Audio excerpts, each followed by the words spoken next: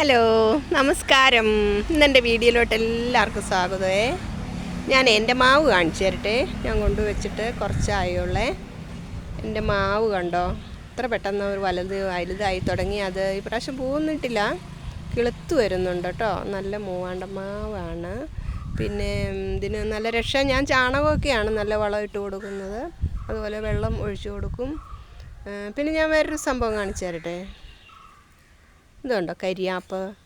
നമ്മുടെ പെരയുടെ കിഴക്ക് ഭാഗത്തായിട്ട് വേണം, നല്ല ദർശനം നോക്കി വേണം കരിയാപ്പൊക്കെ കുഴിച്ചിടാൻ. നല്ല ശുദ്ധിവൃത്തിയോടുകൂടി തന്നെ വേണം കരിയാപ്പിനെ അടുക്കാനും അതിനെ സംരക്ഷിക്കാനും ഒക്കെ. നമുക്ക് നമ്മുടെ പെരയുടെ കിഴക്ക് ഭാഗത്തായിട്ട് ഈ കരിയാപ്പ് കുഴിച്ചിട്ടാൽ അത് കരകയറി വന്നാൽ നമ്മളും അതുപോലെ കരകയറി വരുമെന്നാണ് പറയുന്നതും. ശാസ്ത്രം അതുപോലെയാണ്.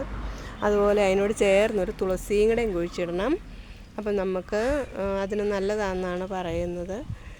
ഇപ്പോൾ ഇതൊക്കെ മനസ്സിലായില്ലേ ഞാൻ പറഞ്ഞപ്പം? അതുപോലെ ഒന്ന് ചെയ്ത് നോക്കുക, നല്ല കാര്യമാണ്. ഓക്കേ.